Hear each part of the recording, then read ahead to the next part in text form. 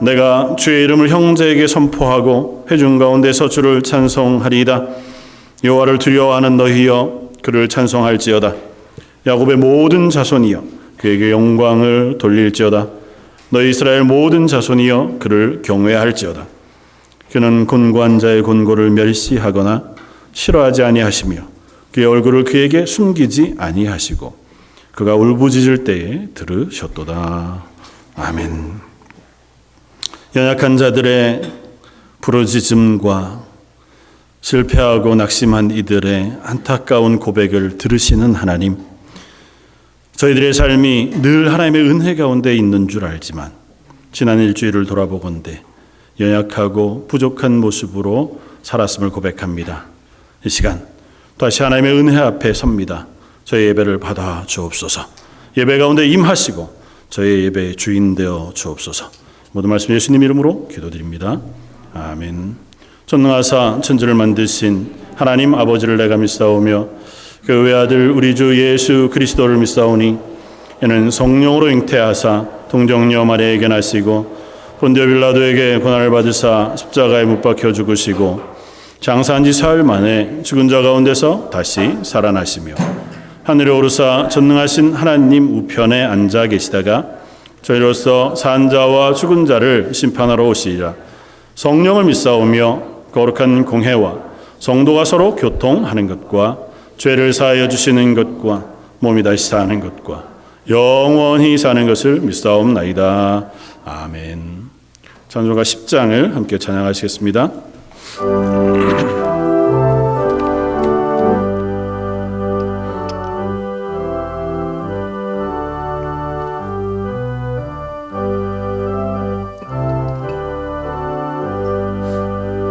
전능왕 오셔서 제 이름 찬송해 하옵소서. 영광과 권능의 성비여 오셔서 이리를 다스려 주옵소서.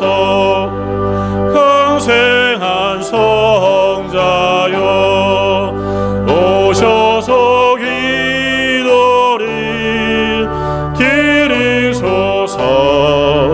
택하신 백성들 복 내려주시고 거룩한 마음을 주옵소서.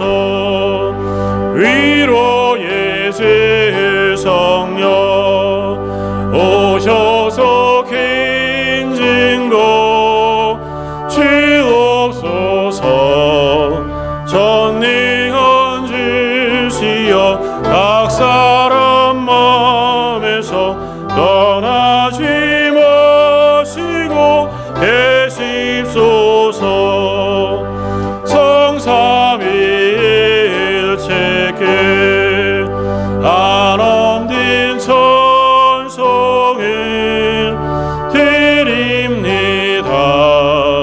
존귀한 주님을 영광 징배하고 영원히 모시게 하옵소서. 아멘.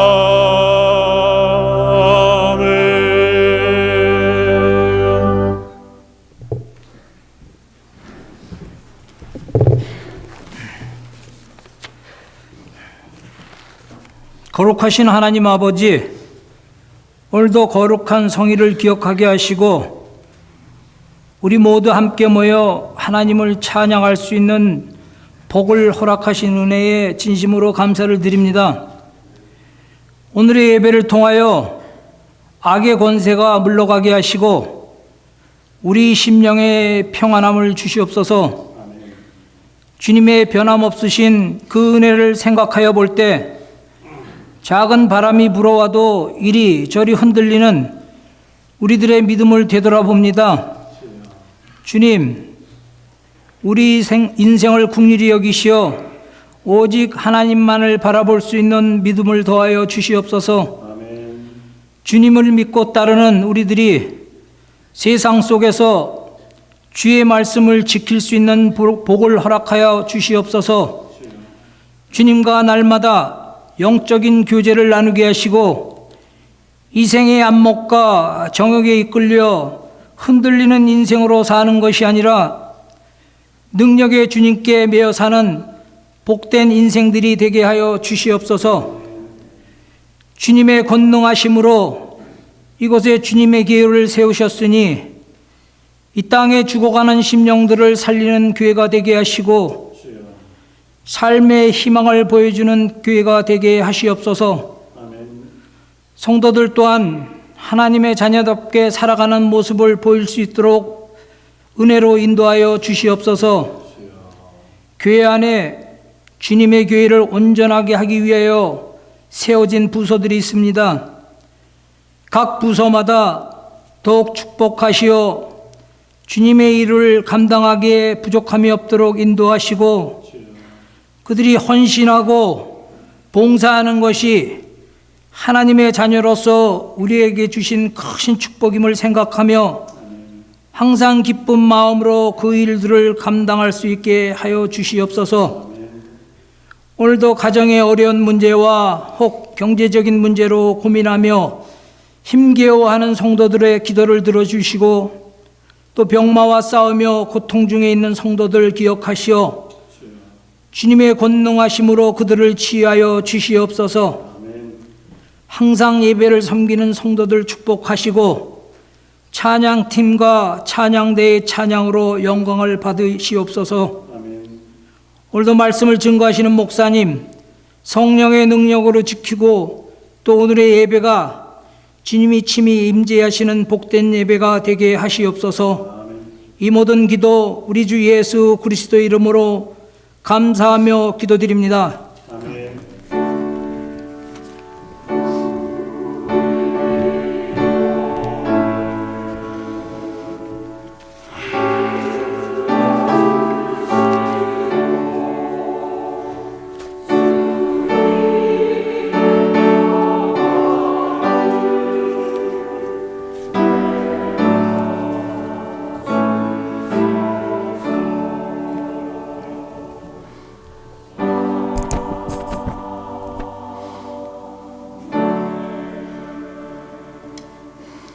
찬송가 292장을 함께 찬양하시겠습니다.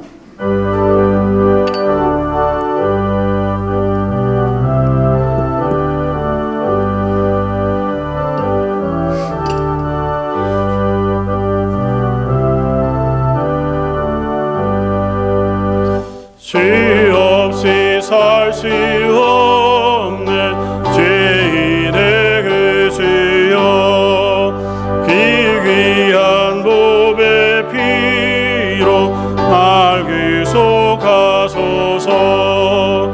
그 주의 사랑으로 흘리신 보혈이 내 소망 나의 위로 내 영광 됩니다. 죄 없이 살 수 없네 나 혼자 못 서리. 힘없고 부족하며 이해도 없도다. 내 주는 나의 생명 또 나의 힘이라. 주님을 의지하여 지혜를 얻으리. 죄 없이 살 수 없네 내 주는 아신다. 내 영의 깊은 간구 마음의 소원을 주밖에 나의 마음 이어나주리요. 내 마음 위로하사 영원케 하시네. 죄 없이 살 수 없네 세월이 흐르고 이 깊은 고독 속에 내 생명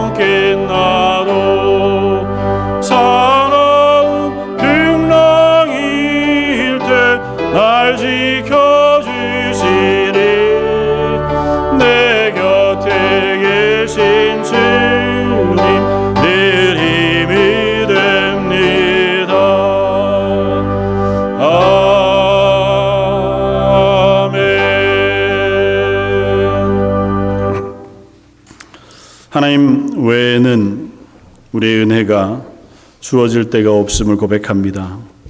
하나님 밖에는 의지가 없음을 또한 고백합니다.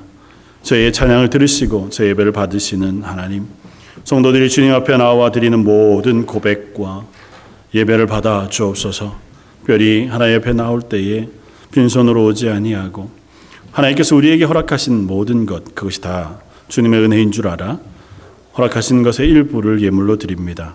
10의 1조로 주정헌금으로 감사의 예물로 또 선교의 예물로 주님 앞에 드린 그 손길들을 받아주시고 하나님께서 그 드려진 손길 위에 복을 주시되 그 물질들이 쓰여지는 곳곳에서 하나님의 능력이 나타나고 하나님의 영광이 나타나게 하여 주시며 아울러 드린 손길과 그 가정에도 하나님의 복과 하는 은혜가 충만히 부어지는 은혜가 있게 하여 주옵소서. 또한 하나님 앞에 찬양으로 영광 돌리기 위하여 수고하며 연습하는 우리 찬양팀과 성가대의 찬양을 받아주시고 한 마음으로 하나님 앞에 예배하는 모든 성도들과 또 예배를 위하여 곳곳에서 수고하는 모든 수고를 예배로 받아주시길 원하오며 모든 말씀 예수님 이름으로 기도드립니다. 아멘.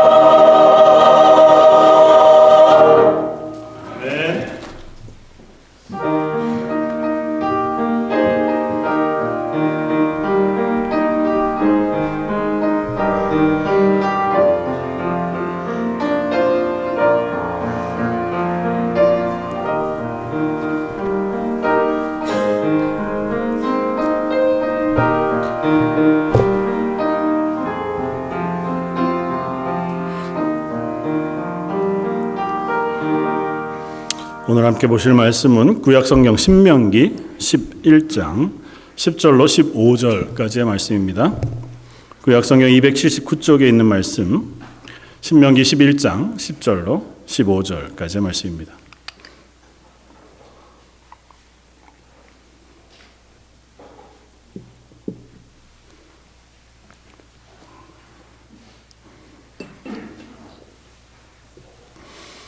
신명기 11장 10절로 15절까지 차였으면 우리 한 목소리 같이 한번 봉독하시겠습니다. 내가 들어가 차지하려는 땅은 내가 나온 애굽 땅과 같지 아니하니 거기에서는 너희가 파종한 후에 발로 물 대기를 채소밭에 댐과 같이 하였거니와 너희가 건너가서 차지할 땅은 산과 골짜기가 있어서 하늘에서 내리는 비를 흡수하는 땅이요 내 하나님 여호와께서 돌보아 주시는 땅이라. 연초부터 연말까지 내 하나님 여호와의 눈이 항상 그 위에 있느니라. 내가 오늘 너희에게 명하는 내 명령을 너희가 만일 청종하고 너희 하나님 여호와를 사랑하여 마음을 다하고 뜻을 다하여 섬기면 여호와께서 너희 땅에 이른 비 늦은 비를 적당한 때에 내리시리니 너희가 곡식과 포도주와 기름을 얻을 것이요 또 가축을 위하여 들에 풀이 나게 하시리니 내가 먹고 배부를 것이라. 아멘. 오늘 말씀을 준비하면서 이 말씀을 묵상하는데 문득 상어가 생각이 났습니다. 그래서 사실은 설교 제목을 상어가 되지 못한 이스라엘 뭐 이렇게 잡으려고 하다가 또 잘 이해가 안 되실까 싶어서 왜 상어 이야기를 생각했냐 하면 상어는 사실은 바다에 사는 물고기들 중에 가장 힘이 세고 또 혹은 포악하고 위협적인 물고기로 알려져 있습니다. 그래서 가장 최상위 포식자로 알려져 있는데도 불구하고 최근에 그 개체수 비율로 따지면 가장 빠르게 숫자가 줄어들고 있는 물고기이기도 합니다. 그리고 그 이유는 뭐 사람들 때문이죠. 특별히 그것을 식용으로 사용하는 사람들 때문에 그 개체수가 굉장히 빠르게 줄어들고 있어서 멸종 위기까지 가는데 얼마 걸리지 않겠다 하는 경고를 하기도 합니다.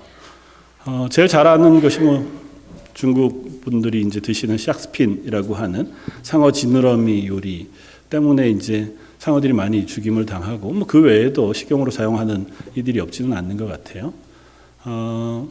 생각보다 꽤 많은 숫자의 상어들이 1년에 죽임을 당하더라고요. 2010년대 초반 통계로 따지면 1년에 한 1억 마리 정도의 상어가 식용으로 잡히고 죽임을 당하는데 그 중에 대부분은 사실은 식용으로 사용되지 않고 바다에 수장된다는 겁니다. 왜냐하면 그 지느러미를 얻기 위해서 그 상어를 잡기 위해 불법 조금은 다른 방식으로 허용되지 않은 방식으로 이제 어구들을 제조해서 상어를 잡고 배 위에서 그 상어의 지느러미를 자른 후에 지느러미만 얻고 상어는 다시 물에다가 바다에다 던진다는 거예요. 그러면 이 상어는 그냥 그대로 물에 가라앉아서 죽음을 당할 수밖에 없다고 이야기합니다. 왜냐하면 하나님께서 상어를 만드실 때에 다른 물고기와 다르게 만드셨어요. 물고기는 무조건 대부분의 물고기 다 그렇지만 불에라는 것이 있습니다. 공기를 몸속에 저장해서 그 공기의 부력으로 물고기가 이제 물에 떠서 다닐 수 있도록. 그런데 상어는 불에가 없어요. 그리고 또 아가미를 덮는 덮개가 없습니다. 그래서 이 상어는 자기 스스로 물에 뜰 수가 없어요. 계속해서 헤엄치는 운동을 해서 계속해서 이동을 하고 움직이면 그 움직이는 움직임에 의해서 물을 저항해서 물에 뜨기도 하고 움직이게 되지만 움직임을 멈추면 물에 가라앉을 수밖에 없습니다. 또 움직여야만 그 아가미가 열려 있는 대로 물이 들어오고 들어온 물이 그 허파를 통해서 이제 산소를 공급해서 그 물고기가 이렇게 상어가 살아갈 수 있도록 하는데 움직이지 않으면 물이 들어와서 나가고 하는 작용도 하지 않으니까 숨을 쉴 수도 없는 상태가 되는 거죠. 그래서 지느러미를 잘리게 되면 이 상어가 헤엄을 칠 수 없으니 그냥 그대로 바닥으로 가라앉을 수밖에 없고 결국은 죽을 수밖에 없는 상황이 된다는 거죠.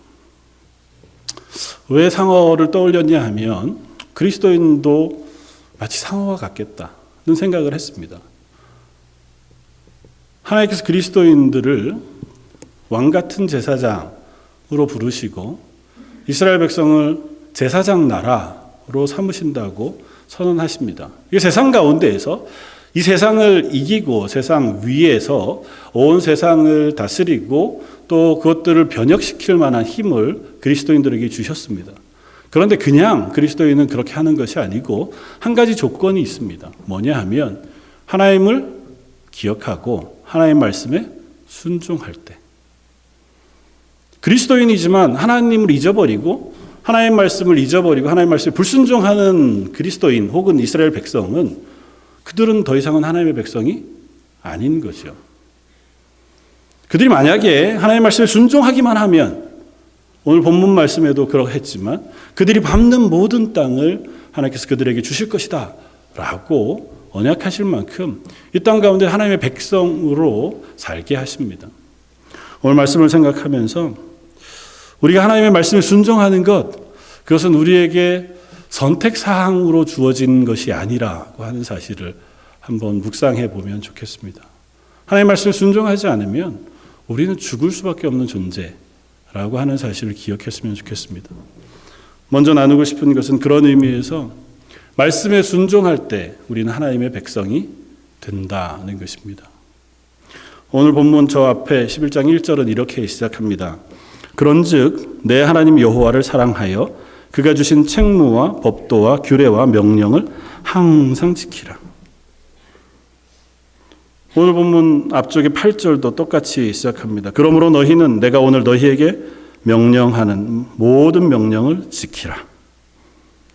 또 13절도 똑같이 시작합니다. 내가 오늘 너희에게 명하는 내 명령을 너희가 만일 청종하고 너희가 하나님 여호와를 사랑하여 마음을 다하고 뜻을 다하여 섬기면, 그러니까 이스라엘 백성에게 하나님께서 계속해서 요구하시는 거예요. 한두 번이 아니고 하나님 말씀에 너희가 순종하면 너희가 하나님의 백성이 된다라고 선언하세요. 그러니까 하나님의 백성이 된다는 얘기는 하나님의 말씀에 순종하는 것을 전제로 합니다. 사실은 이스라엘 백성은 하나님의 백성으로 부르심을 받은 것이 출애굽하면서가 아니고 이전에 아브라함에게, 이삭에게, 야곱에게 하는 하나님의 언약에 따라서 그들을 하나님의 백성으로 부르셨습니다. 그래서 오늘 본문 앞쪽에 1절부터 7절까지 말씀을 보면 하나님께서 그들과 하신 언약을 어떻게 신실하게 지키셨는지를 설명하세요. 하나님께서 어떻게 그들을 애굽에서 건져내셨고 광야 40년의 삶을 살게 하셨으며 그 가운데 실패가 있었음에도 불구하고 그들을 여전히 참아주셔서 이곳까지 큰 능력으로 인도해 오셨는지를 선언합니다. 사실은 신명기 말씀은 이스라엘이 광야 생활 40년을 마칠 때쯤 요단강 동편의 가데스 바네아라고 하는 곳에서 모세가 자기의 마지막 삶의 마지막 하나님의 명령으로 이스라엘 백성을 앞에 두고 시내산에서 언약하신 하나님의 말씀을 다시 한번 들려주고 권면하고 명령하는 말씀으로 되어져 있습니다. 그래서 신명기라는 것은 두 번째 언약, 두 번째 말씀으로 번역되기도 해요. 그러니까 하나님께서 이스라엘 백성이 요구하시는 걸 모세가 마지막으로 너희가 가나안 땅에 들어가게 되거든 하나님의 백성으로 이렇게 살아야 한다고 하는 권면을 하면서 과거를 먼저 돌아보는 거예요. 하나님이 너희를 어떻게 하나님의 백성으로 인도하셨는지를 너희가 알지 않느냐. 언약의 백성인데 하나님은 그 언약을 신실하게 지키셨다는 것입니다. 하나님 여호와 하나님이셔서 아브라함과 언약하신 언약을 기억하시고 이삭과 야곱과 언약하신 언약을 기억하시며 모세와 하신 언약을 기억하세요. 시내산에서 이스라엘 백성과 언약하신 언약도 기억하셔서 그 언약에 합하게 하나님께서 이스라엘을 지금껏까지 인도해 주시고 보호해 주시고 먹이시고 입히셨다는 겁니다. 하나님이 언약의 당사자로 그 언약을 지키셨으니 비유로 얘기하자면 이제는 반대 언약의 당사자인 너희가 그 언약을 지키는 것이 마땅하다는 거죠. 언약은 두 당사자 간에 하는 거죠. 약속은. 하나님은 약속을 지키셨어요. 그러니 이스라엘 백성도 그 약속을 지키는 게 당연하죠. 그래야 이 약속의 관계, 언약 백성이라고 하는 관계가 유지가 됩니다. 그 하나님이 명령하신 언약이 뭐예요? 하나님 말씀하신 말씀에 순종하라는 것입니다. 네가 이 모든 명령을 지켜 행하면 너희는 내 백성이 되고 나는 너희의 하나님이 될 것이다. 그게 하나님의 아주 단순하고 분명한 명령이거든요. 그래서 하나님은 이 본문들을 통해서 이스라엘 백성이 하나님의 백성으로 서도록 다시 한번 촉구하고 있는 것입니다. 저 뒤에 26절에 보면 조금 더 단순하게 하나님께서 명령하십니다. 내가 오늘 복과 저주를 너희 앞에 두노니, 너희가 이 둘 중에 하나를 선택하는 거예요. 너희가 만일 오늘 너희에게 명하는 너희의 하나님 여호와의 명령을 들으면 복이 될 것이요, 만약 내가 오늘 너희에게 명령하는 도에서 돌이켜 떠나 너희의 하나님 여호와의 명령을 듣지 아니하고 본래 알지 못하던 다른 신들로 따르면 저주를 받을 것이다. 단순하죠, 뭐. 하나님의 명령에 복잡한 게 없습니다. 둘 중에 하나, 하나님의 명령, 하나님을 기억하고 하나님의 명령에 순종할 것이냐, 그렇지 않을 것이냐. 하나님의 명령에 순종하면 복을 받을 거라는 거예요. 그러나 너희가 하나님의 명령에 불순종하면 너에겐 저주가 있을 것이다 라는 것입니다. 우리가 그리스도인으로 이 땅을 살아갑니다. 우리가 하나님의 백성으로 이 땅을 살아갈 때에도 동일한 선택지가 우리 앞에 있습니다. 하나님의 말씀에 순종하면 우리는 하나님의 복을 받습니다. 하나님의 백성으로 하나님의 은혜 가운데 살아갈 수 있습니다. 그러나 우리가 하나님의 말씀을 도외시하고 하나님을 살아계신 하나님으로 인정하지 않고 세상을 따라서 자기가 내 인생의 주인이 되어 살아가는 삶을 살면 더 이상은 하나님과 관계없는 삶을 살게 되는 거죠. 그리고 세상에 다 하나님 알지 못하는 다른 사람들과 똑같은 취급을 받은 것과 더불어서 하나님의 부르심을 받은 백성이기 때문에 저주를 받는다고 말씀하세요. 그러니까 우리는 그 둘 앞에 서서 내가 하나님의 명령을 순종할 때에 하나님의 백성이 된다라고 하는 사실을 기억해야 한다는 거죠.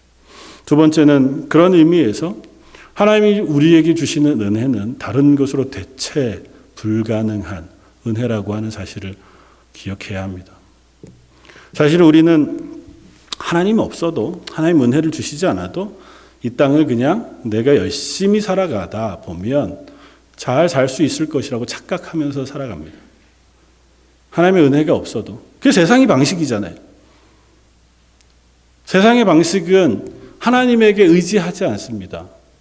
내가 기술을 발전시키고 노력하고 애써서 내 삶을 윤택하게, 부하게 만들어 가려고 애쓰는 삶이 이 세상의 방식이죠. 그런데 우리는 하나님의 백성으로 하나님이 우리에게 주시겠다고 하는 은혜에 대해 묵상해 볼 필요가 있습니다. 오늘 본문은 하나님께서 이스라엘 백성에게 약속하신 그 가나안 땅에 대한 소개를 아주 독특하게 하고 있습니다. 성경은 가나안 땅에 대해서 자주 젖과 꿀이 흐르는 땅이라는 표현을 쓰잖아요. 비옥한 땅. 가서 살기만 하면 아주 넉넉한 이득을 얻을 수 있는 땅. 그게 가나안 땅인 것처럼 설명해요. 그런데 오늘 본문은 좀 다른 관점으로 말씀하십니다. 10절. 내가 들어가 차지하려는 땅은 내가 나온 애굽 땅과 같지 아니하다. 애굽 땅에서는 너희가 파종한 후에 발로 물 대기를 채소밭에 댄 것과 같이 하였거니와. 애굽 땅에 대한 설명을 먼저 합니다. 그것과 비교해 볼 때 애굽 땅은 너희가 밭에 물을 대려고 하면 발로 둑을 만들고 발로 둑을 튼다 이런 아주 간단한 의미라기보다는 사실은 애굽에서는 수차라는 걸 썼어요. 그래서 나일강물을 이 밭으로 옮기기 위해서 이제 수차를 발로 밟아서 물을 옮겨 관계수로를 통하여 물을 밭에 공급하는 형식으로 농사를 했단 말이죠. 그런 땅에서 살았거니와 너희가 건너가 차지할 땅은 산과 골짜기가 있어서 하늘에서 내리는 비를 흡수하는 땅이라고 말씀합니다. 그리고 내 하나님 여호와께서 돌보아 주시는 땅이어서 연초부터 연말까지 내 하나님 여호와의 눈이 항상 그 위에 있느니라고 말씀하세요. 단순하게 비교하면 이게 더 좋은 땅인가? 가나안 땅이 더 젖과 꿀이 흐르는 비옥한 땅인가? 그렇게 질문할 수 있습니다. 왜냐하면 그들이 애굽에서 살았던 땅 고센이라는 곳이잖아요. 그것은 나일강의 하류 삼각주 평야지대에 있는 땅입니다. 우리가 농사짓기 가장 좋은 땅, 그런 데가 보통 삼각주 평야라고 하는 그 공부를 어렸을 때 했잖아요. 그런 땅이었단 말이죠. 나일강은 늘 물이 넘치는 땅이었고, 그 물에서 그 땅을 향해서 얼마든지 수로를 파고 물을 수차로 돌려서 옮기기만 하면 자기 땅에 얼마든지 물을 댈 수 있을 그럴 만한 여건이 되는 땅에 살았습니다. 그런데 다시 생각해 보면 그런 편리함과 아울러서 그곳에서는 자기의 수고가 대단히 중요한 땅입니다. 나일이 항상 일정하지 않고 범람할 때도 있잖아요. 그럴 때는 자기 땅에 물이 들어오지 않게 둑을 쌓아야 하고, 또 쌓은 둑을 넘어서 물을 공급하기 위해 수차를 열심히 돌려야 하고, 또 그 물을 자기 밭으로 옮기기 위해서 관계수로를 파고 그것이 잘 유지되도록 그걸 관리하고, 그러니까 내가 노력하면 노력할수록 더 많은 것을 얻을 수 있는 것 같은 땅이 애굽 그 땅이었다면, 너희가 들어갈 땅은 그렇지 않아요. 니네가 아무리 노력해도 그런 걸 할 수 없는 땅이에요. 이스라엘은 가보면 제일 북쪽에 헐몬산이라고 하는 산이 있고, 그곳에서부터 이제 물이 시내로 조금씩 흘러서 모아서 내려오는 물이 모인 곳이 갈릴리라고 하는 호수고요. 갈릴리 호수에서 사해를 향해서 물이 흘러갑니다. 그 흘러가는 물이 요단 강이 되는데요. 갈릴리가 굉장히 큰 호수임에도 불구하고 그 물이 이 이스라엘의 모든 농사를 할 만큼 그렇게 넉넉하기가 쉽지 않습니다. 비가 적을 때에는 요단강이 마치 시냇물 같이 아주 적은, 요즘도 가보면 요단강이 그렇게 크지 않습니다. 아주 비가 많이 오는 우기 때에는 요단강이 꽤 큰 강으로 하기는 하지만, 거의 대부분은 이스라엘이라고 하는 그 가나안 땅은 하나님께서 비를 내리셔야만 농사가 되는 땅이에요. 혹 이스라엘을 가보실 기회가 있으면 지중해 연안으로 가다가 보면 꽤 큰 관계수로 건축물이 아직도 남아 있습니다. 예수님 탄생 때에 이스라엘의 왕이었던 헤롯 대왕이라는 사람은 되게 건축에 조예가 깊은 사람이었는데요. 예루살렘 성전을 재건하기도 하고 그 관계수로를 만들기도 해서 이 물을 이 샤론 평야에다가 계속 지속적으로 공급할 수 있도록 건설을 했어요. 굉장히 크고 긴 이제 토목 건설이죠. 근데 그걸로 그 땅이 비옥해졌느냐? 그렇지 않습니다. 그것이 커버할 수 있는 공간이 그렇게 많지 않아요. 이스라엘은 그저 하늘에서 비를 내려야만 농사를 지을 수 있어요. 다른 말로 표현하면 하늘을 바라보고 농사 짓는 땅. 옛날 한국으로 따지면 천수답이라 그러죠. 하늘에서 내리는 비에 의지해서 농사를 짓는 땅. 나름대로 무슨 웅덩이를 파고 저수지를 만들고 관계수를 만들다고 하지만 그것이 허용할 수 있는 한계가 너무 분명한 땅이에요. 하나님 그 땅으로 이스라엘을 보내시겠다고 말씀하십니다. 그런 땅이긴 하지만 그 땅에 하나님의 눈이 항상 있다는 겁니다. 하나님이 그 땅을 보고 계시므로 그 땅에서는 하나님이 때때로 이른 비와 늦은 비를 내리시겠다는 거잖아요.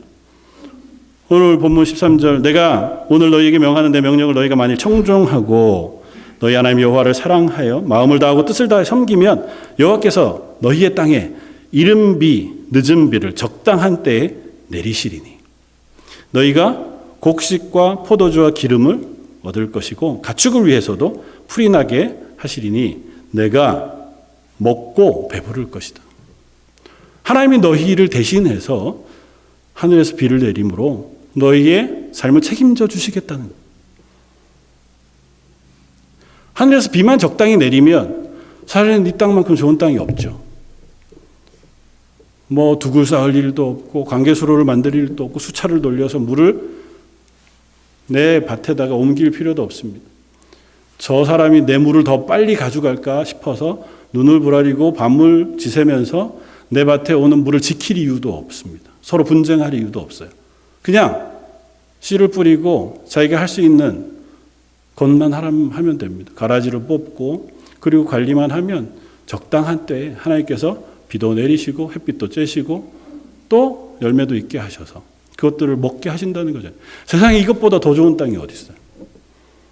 그런데 문제는 그게 하나님의 은혜인지 모른다는 거죠. 이스라엘 백성이 그 땅에 살면서 얼마나 많이 실패했는지 우리가 압니다. 자기가 웅덩이를 파려고 하고 자기가 자기 땅을 자기 힘으로 개간해 보려고 노력합니다.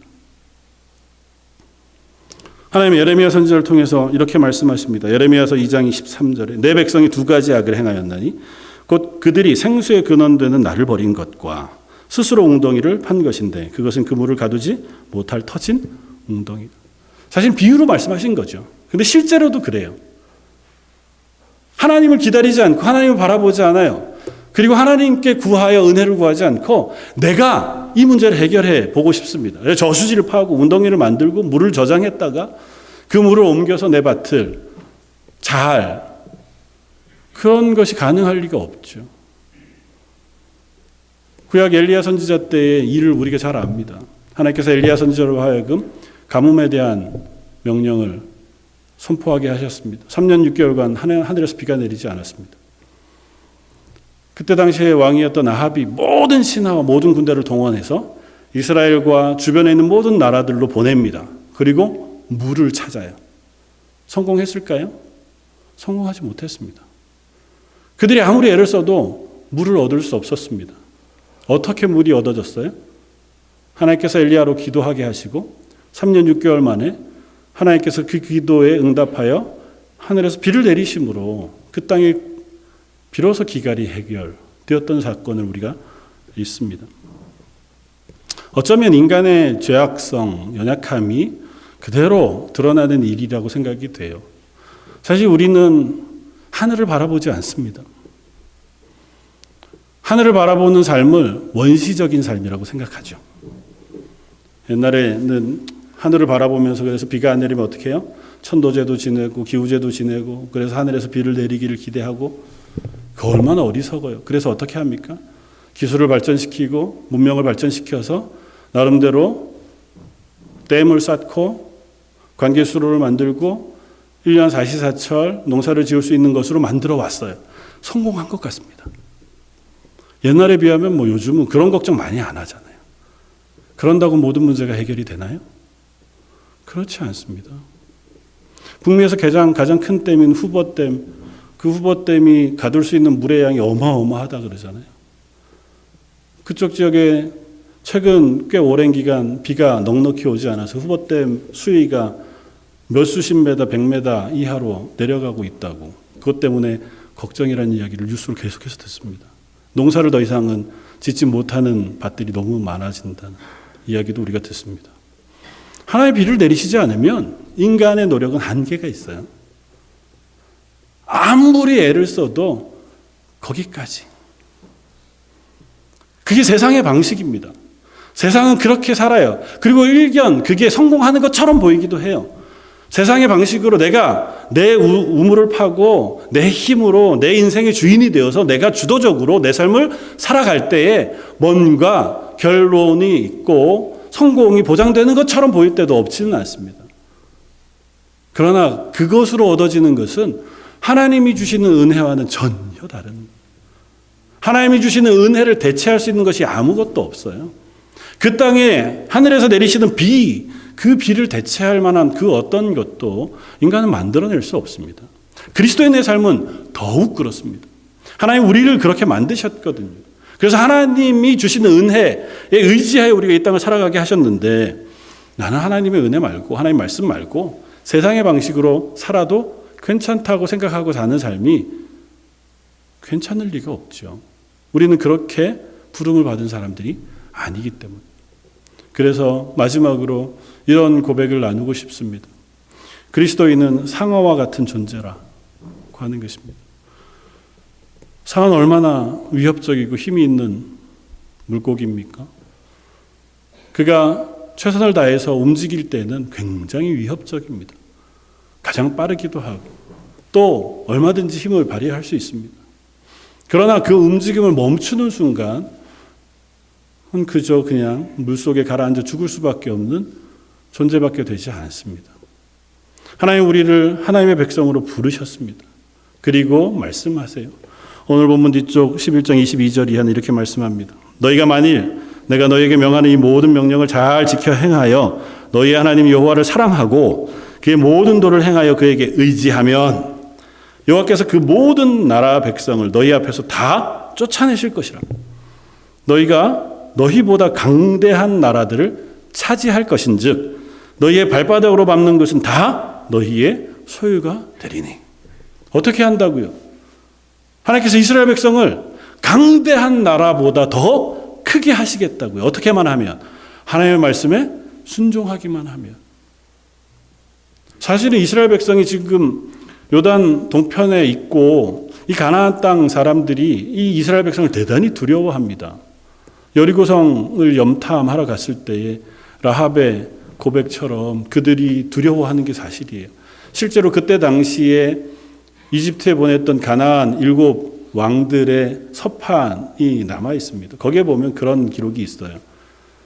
불황자들이 이 가나안 땅을 향해서 오는데 우리가 우리 힘으로 막기가 어려우니 애굽에서 우리에게 군대를 좀 보내주어 도와주십시오.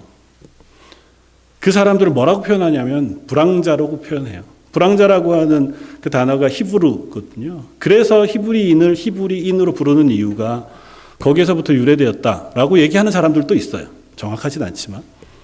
다시 말하면 불황자들이에요. 400년 중에 꽤 후반부에 오랜 기간을 종으로 살았습니다. 노예로 살았어요. 그러다가 갑자기 출애굽해서 나와서 40년을 광야에서 살았습니다. 그랬던 사람들이 뭐 대단한 실력이 있겠어요?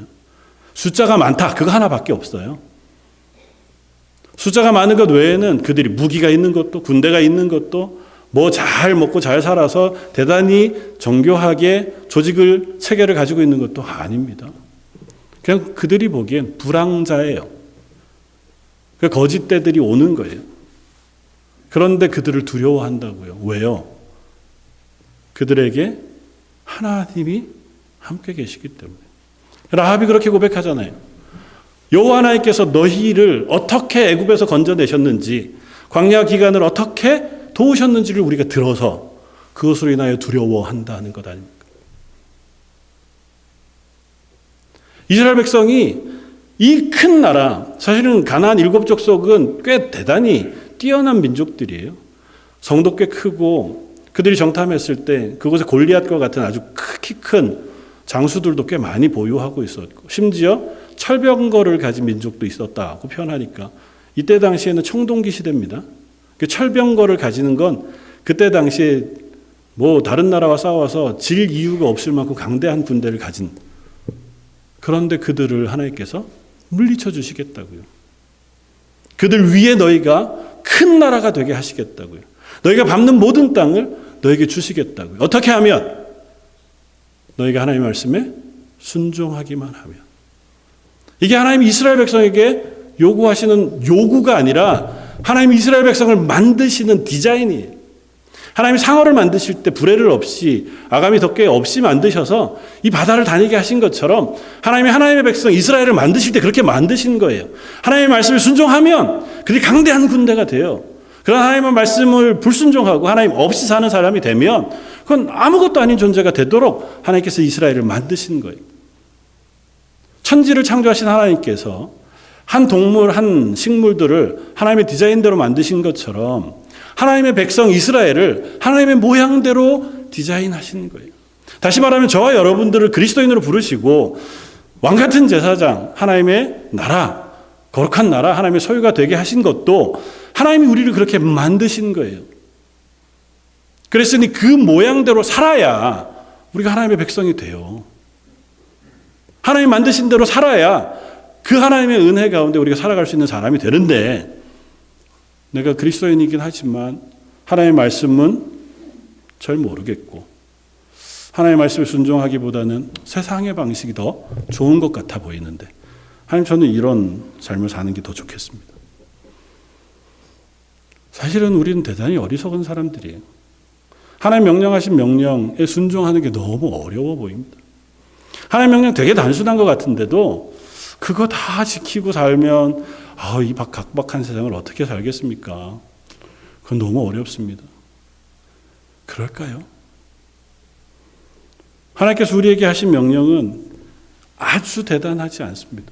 하나님을 기억하라는 거고, 하나님이 하나님의 백성을 만드실 때 처음 모양처럼 살라는 겁니다. 착하고 선하게, 사랑하고 참으며 겸손하게, 너희보다 약한 사람들을 기억하고 그들을 막대하지 말고 선대하며 살아가라는 거잖아요. 하나님 말씀에 순종하기만 하면 나머지는 하나님이 책임져 주시겠다잖아요.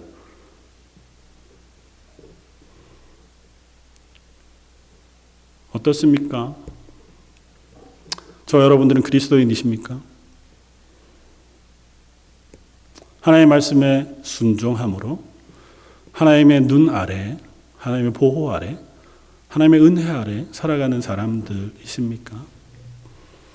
저 여러분들 발버둥 쳐서 도망가려고 해도 도망갈 수 없습니다. 상어가 나는 이런 거 싫습니다. 난 다른 애들처럼 살기를 원합니다. 굳이 막 이렇게까지 애쓰면서 살기 싫고 저 바닥에 잘 다니는 가오리 쟤네들처럼 저도 그냥 바닥에 누워서 대충 살고 싶습니다. 그런다고 상어가 가오리가 되지 않잖아요. 저 여러분들이 나는 하나님 이런 거 너무 어렵습니다. 하나님 복 안 주셔도 되니까 그냥 제 힘대로만 살게 해주십시오. 내가 내 인생의 주인이 돼서 제가 노력한 만큼만 얻고 뭐 그러다가 좀 안 되면 그냥 그런 대로 제가 살 테니 하나님 저를 그냥 가만 내버려 두시면 안 되겠습니까? 그러면 어떻게 해요? 우리 하나님의 백성이 아닌 거죠. 하나님과 관계없는 존재가 되는 겁니다. 하나님의 은혜도 하나님의 죄사함도 하나님의 백성됨의 놀라운 복도 우리는 누리지 못하는 사람이 되고 마는 겁니다.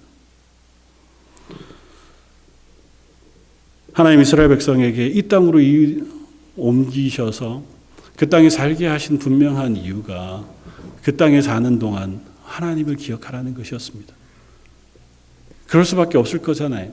근데 하나님이 잊어먹을 때마다 하늘은 비를 그칩니다. 그러면 당장 농사를 지어야 되는데, 포도를 키워야 되고 양떼를 키워야 되는데 하늘에서 비가 내리지 않아요. 그러면 뭘 기억하겠습니까? 하나님이 우리에게 비를 그치셨구나. 그러면 어떻게 해요? 돌이켜 하나님께 나아가도록 그들이 이 땅으로 옮기신 거예요. 그들이 사사시대 400년 동안 숱하게 반복하여 실패했습니다. 그냥 내 힘으로 살래요. 다른 나라들처럼. 하나님을 잊고 하나님 말씀에 불순종했습니다. 그때마다 어떻게 해요? 하나님 그 이스라엘을 징계하셨습니다. 그 이웃 나라들이 이스라엘을 침략하게 하셨고 그들의 곡식을 빼앗아가게 하셨습니다. 그제서야 비로소 그들이 하나님 앞에 부르짖습니다. 하나님 우리를 도와주십시오. 우리를 긍휼히 여겨주십시오. 도대체 못 살겠습니다. 하나님 그 기도를 들으시고 사사를 보내세요. 그러면 이스라엘이 다시 구원을 얻습니다.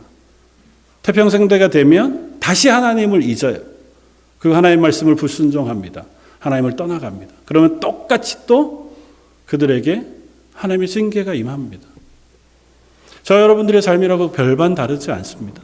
우리가 이 땅을 살아가는 동안 우리는 그리스도인으로 살아갑니다. 그리고 그리스도인으로 살아가는 한 우리는 하나님 앞에서 살아가야 합니다. 그 하나님 잊고 하나님 말씀을 기억하지 못하고 살아가는 삶은 하나님 앞에서 당연히 복을 얻지 못하고 은혜를 얻지 못하는 삶을 살아갈 수밖에 없습니다. 기대하기는 저와 여러분들은 하나님을 기억하고 하나님 앞에 살아감으로 하나님이 주시는 은혜와 복을 누릴 수 있는 저와 여러분들 되었으면 좋겠습니다. 제가 어렸을 때 읽은 책 중에 거꾸로 사는 그리스도인이라는 책이 있었습니다. 그 책에서는 그런 고백을 해요. 그리스도인들은 강물을 거꾸로 올라가는 물고기와 같은 존재들이다. 물속에서 살아있는 물고기들은 흐르는 물의 반대 방향으로 머리를 돌리고 있지 흐르는 물 방향으로 머리를 돌리고 있지 않다. 물론 움직이다 보면 그쪽으로도 가겠죠. 그러나 적어도 살아있기 위해서는 흐르는 물을 향해서 올라가야 헤엄쳐야 그 자리에 있든지 올라가든지 하지 흐르는 물에 둥둥둥둥 떠내려가는 것은 죽은 물고기일 가능성이 높다. 그리스도인은 이 세상을 살아가면서 세상의 방식에 똑같이 둥둥 떠내려가는 존재일 수는 없다는 것입니다. 노래도 있지만 흐르는 강물을 거꾸로 거슬러 올라가는 어떤 연어들처럼 그 노래도 복음성이 아님에도 불구하고 그 고백들을 계속해요. 그 길을 걷다가 보면, 그 길을 가다가 보면 그 길이 얼마나 많은 축복인 것인지 알게 될 것이고, 그 길을 가다가 보면 결국에는 그 모든 날을 감사하게 될 것이다. 그렇게 고백하는 노래를 듣습니다. 하나님 앞에서 우리의 삶도 그런 것 같아요. 세상을 거꾸로 살다가 보면 세상 사람들이 비웃기도 하고 살다 보니 어려움도 생길 수 있겠죠. 그러나 오히려 그 과정이 하나님을 기억하게 하는 과정이 되는 줄 믿습니다. 이스라엘이 비가 그쳤을 때 비로소 하나님을 기억하고 하나님 앞에 달려갈 수 있는 것처럼 우리에게는 그 하나님을 기억하게 할 모든 자리들이 우리에게 복이 되는 자리인 줄 믿습니다. 물론 할 수 있다면 매 순간마다 그 하나님을 기억하고 하나님의 말씀에 순종함으로 하나님께서 주시는 은혜와 복 가운데 살아가는 사람이었으면 더 좋겠고요. 잊지 않고 매 순간마다 나는 하나님의 사람입니다. 나는 그리스도인입니다. 라고 고백하면서 살아갈 수 있는 저와 여러분들 되시기를 주님의 이름으로 부탁해 드립니다. 다시 한번 기도하겠습니다. 세상이 대신할 수 없는 놀라운 은혜를 우리에게 부으시고 우리로 하여금 하나님의 말씀을 기억하여 살아가는 그리스도인 되게 하시니 감사합니다. 자주 하나님의 말씀 없이 살아가고 싶은 사람들이지만 그때마다 다시 저희를 붙들어 주시고 저희를 하나님께로 향하게 하셔서 이 땅에서 왕 같은 제사장으로 살아갈 수 있는 저희들 되게 하여 주옵소서. 하나님의 은혜가 필요합니다. 저희 모든 성도들의 가정마다 은혜의 충만한 것들을 부어주시고 하나님 앞에 서게 하여 주옵소서. 오늘 말씀 예수님 이름으로 기도드립니다. 아멘. 찬송가 331장을 함께 찬양하시겠습니다.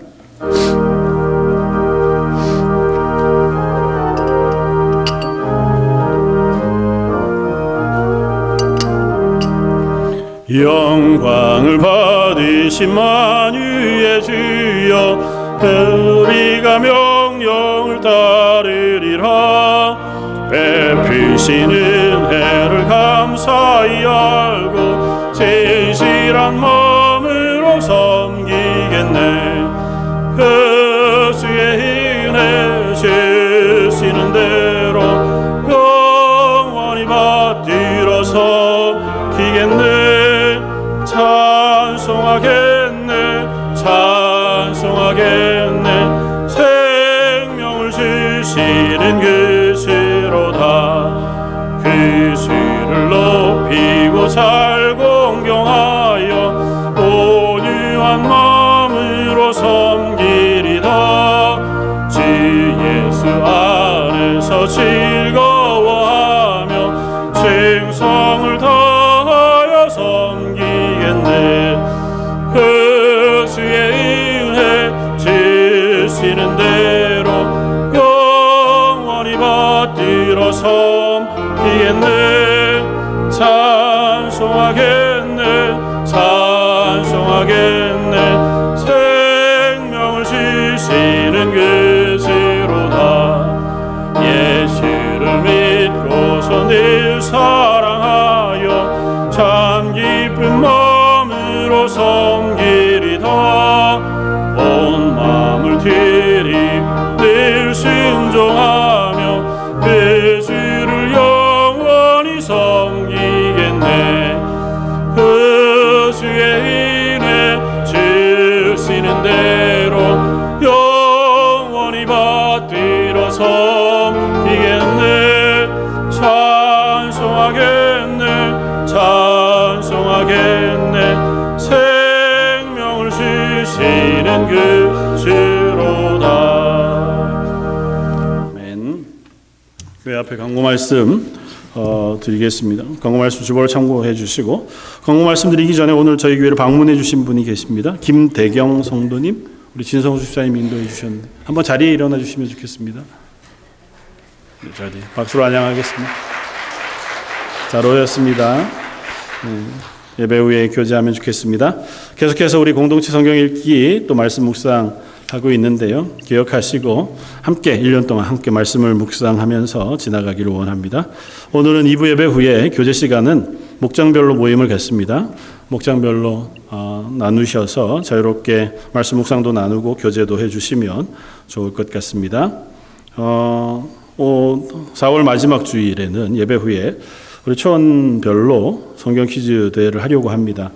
그냥 저희가 읽고 있는 창세기와 출애굽기 말씀을 다시 한번 되돌아보는 시간을 가지려고 하니까요. 기억하시고 준비해 주시면 좋을 것 같습니다. 주일 예배 후에 성경 공부를 하려고 합니다. 우리 EM 리더들과 함께 했었는데요. 이제 5월 첫째 주부터는 우리 장년부와 함께 성경 공부를 진행하려고 합니다. 언약신앙과 삶이라는 제목으로 이 웨스터민스터 신앙 고백 안에 있는 그 내용이 무엇이냐라고 하는 것에 대한 것들을 나누려고 해요. 웨스트민스터 신앙 고백이란 그냥 요리문답에 끝나는 것이 아니라 그리스도인으로 우리가 이 땅에서 그리스도인으로 어떻게 살 것이냐라고 하는 것을 실천적으로 가르치고 있는 명령이어서 그것들을 좀 정리해서 한 12주 과정 정도쯤으로 공부를 하려고 합니다. 기억하시고 참석하실 분들은 저에게 말씀해 주시면 좋을 것 같습니다. 5월 첫째 토요일, 5월 6일에는 봄맞이 교회 대청소가 있습니다. 기억하시고 시간들을 내주셔서 아침 새벽 예배 끝나자마자부터 이제 진행할 터인데요. 혹 새벽 예배 못 오시는 분들 시간 내셔서 오셔서 함께 수리도 하고 청소도 하고 하면 좋을 것 같습니다. 우리 관리부에서 미리 점검해서 청소하고 수리할 부분들을 미리 정해 주시면 좋을 것 같습니다. 다음 주 4월 29일 토요일 오전에 목자 모임을 합니다. 4월 중순에 저희가 둘째 주에 매번 했는데 이번에는 부활주일이 있어서요. 마지막 주에 모임을 합니다. 목자들 기억하시고 꼭 모여주시고 목자 모임 마치고 당회도 진행하려고 합니다. 기억하시고 기도해 주시기를 부탁을 드립니다. 수요예배 새벽 예배 시간 꼭 내셔서 함께 기도하는 일에 동참해 주시기를 부탁을 드리고 또 매주 토요일에는 우리 각 초원별로 함께 나오셔서 예배하고 교회 청소하는 일에 협조해 주시기를 부탁을 드립니다. 이상입니다. 다 같이 일어나셔서 우리 결단의 찬송 함께 찬양하시겠습니다.